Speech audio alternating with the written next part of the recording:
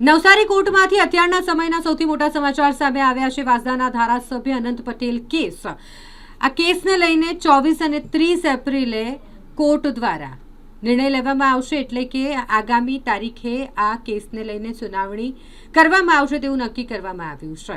આજે ધારાસભ્ય અનંત પટેલ ડિસ્ચાર્જ કેસને લઈને ધારાસભ્ય અનંત પટેલ સહિત 22 આરોપીઓ કોર્ટમાં રૂબરૂ હાજર થયા હતા. જોકે કોર્ટ દ્વારા હવે આ મામલે સુનાવણી આગામી 30 એપ્રિલે કરવામાં આવશે. આ મહત્વના કેસને લઈને બે મહત્વની તારીખો નક્કી કરવામાં આવી છે. નવસારી કોર્ટ દ્વારા આ કેસ પર હવે આગામી 24 અને 30 એપ્રિલના રોજ વધુ સુનાવણી કરવામાં આવશે. એડવોકેટ પરેશકુમાર વાટવીચા. આજે વાંસદા વિધાનસભાના ધારાસભ્ય અનંતભાઈ પટેલ વિરુદ્ધના બે કેસો નામદાર થર્ડ એડિશનલ સેશન્સ કોર્ટની અંદર નવસારી ખાતે મુદત હતી.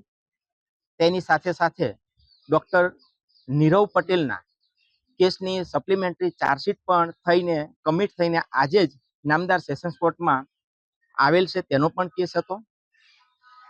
અનંતભાઈ અને તેના સાથી આરોપીઓના ડિસ્ચાર્જ અરજી નામદાર કોર્ટમાં અગાઉ રાખેલી હતી.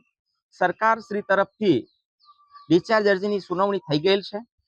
આરોપી તરફે ડિસ્ચાર્જ અરજીની સુનાવણી કરવા માટે મુદત માંગતા નામદાર કોર્ટે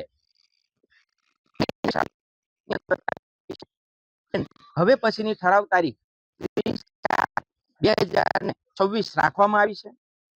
નીરવભાઈના કેસની અંદર ડિસ્ચાર્જ અરજી રાખવામાં 26 રાખવામાં આવી છે. અન્ય કોઈ પ્રોસિડિંગ નામદાર કોર્ટમાં થયેલ નથી. કોંગ્રેસના ધારાસભ્ય અનંત પટેલ તેમજ કોંગ્રેસના બીજા હોદ્દેદાર ઝરણાબેન વગેરે એની વિરુદ્ધ 2022ની સાલમાં ખેરગામ પોલીસ સ્ટેશન ખાતે એક ગુનો નોંધાયેલો હતો. એક ગુનો હતો એ દુકાન વગેરે સળગાવવાનો, તોફાન કરવાનો. બીજો એક ગુનો નોંધાયો હતો એ ફાયર બ્રિગેડ એને આગ લગાડવાનો, અને ત્રીજો ગુનો પોલીસ ઉપર હુમલો કરવાનો વગેરે. આ 3 ગુનાઓ નોંધાયેલા હતા. એ 3 ગુના પૈકી 2 ગુનાની ઇન્સાફી કાર્યવાહી નવસારીના એડિશનલ સેશન જજ શ્રી ઠક્કર સાહેબની કોર્ટમાં શરૂ થઈ છે. આરોપી તરફે ડિસ્ચાર્જ અરજી ગઈ મુદતે આપવામાં આવેલી હતી. ગઈ મુદતે એનું હિયરિંગ પણ થયેલું હતું. આરોપીના વકીલશ્રીએ પોતાની વધુ રજૂઆત કરવાને માટે આજે સમય માંગ્યો હોય એની સામે સરકાર તરફે અમે વાંધો રજૂ કરી અને કહ્યું કે સાહેબ, જ્યારે એ લોકોએ ડિસ્ચાર્જ એપ્લિકેશન આપી છે, બધા ડોક્યુમેન્ટ એમણે વાંચ્યા છે, તો પછી સમય એ લોકોને શું જરૂર છે? આ ફક્ત ટાઈમ કિલ કરવાને માટે આવી અરજી આપી હોય એવું દેખાય છે. એ પ્રકારની રજૂઆત કરી. તદુપરાંત ફરિયાદ પક્ષ તરફે જે દસ્તાવેજી પુરાવાનું લિસ્ટ છે, તમામ દસ્તાવેજી પુરાવો જેવા કે ફરિયાદ, પંચનામું વગેરે, કે જેમાં આરોપી અનંત પટેલ અને બધાની સીધી સંડોવણી દેખાય છે, તેવા બધા પુરાવા, લેખિત પુરાવા નામદાર કોર્ટ સમક્ષ આજે રજૂ કરવામાં આવ્યા. હવે આ કેસમાં જે ડિસ્ચાર્જ અરજી આરોપી તરફે આપવામાં આવેલી હતી તેની આખરી સુનાવણી 30મી તારીખે છે. આ કેસમાં સાથે સાથે એક પુરવણી ચાર્જશીટ પણ દાખલ થયેલું હતું.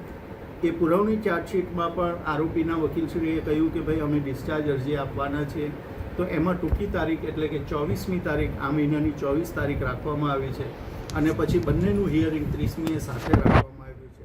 પણ સરકાર તરફે આરોપી અનંત પટેલ જે કોંગ્રેસના ધારાસભ્ય છે તે અને કોંગ્રેસના બીજા હોદ્દેદારો કે જેઓનો ગુનામાં સીધી સંડોવણી જણાતો પ્રાથમિક પુરાવો જે દસ્તાવેજી પુરાવાના સ્વરૂપમાં છે, જેવા કે ફરિયાદ, પંચનામા વગેરે, એ તમામ પુરાવા આજે કોર્ટમાં લેખિત પુરાવા અમે રજૂ કર્યા છે.